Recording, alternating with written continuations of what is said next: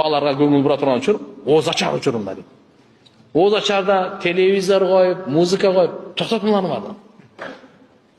Оз Ачар учурда базарларда, таяқ-паяқтарда жүріп, хотя бы 15 минут қалғанда болды.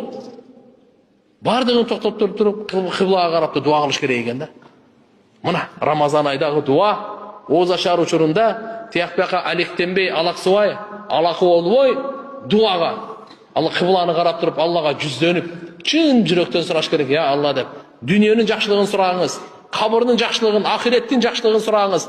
Дүниенің жамандығынан, фитналарынан, қабырдың азабынан, фитналарынан, ақиреттің қордығынан, шермендешілігінен пана тілеңіз. Өзіңіз үшін, ата-енеңіз үшін, бала-чақаңыз үшін, еліңіз үшін, үммет үшін, өткендер үшін, тирілер үшін, келе тұрғандар үшін бардығына дуа қылыңыз да. Мына қасиетті дуа. Дуа менен Алла Тааланы байланыш. Қайра дуаңыз, ушу дуа қылғанға Алла Таала мүмкіншілік беріп атса, біліп қойыңыз, дуаңыздың қабыл болған белгісі шу.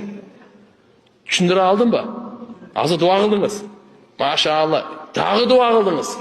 Машалла, дағы дуа қылдыңыз. Ушу қайра дуа қылып атқаныңыз қабыл болғандың белгісі. Үшінші Рамазан айда күн сайын қайра шашылбай, иншалла дуа қылыш керек.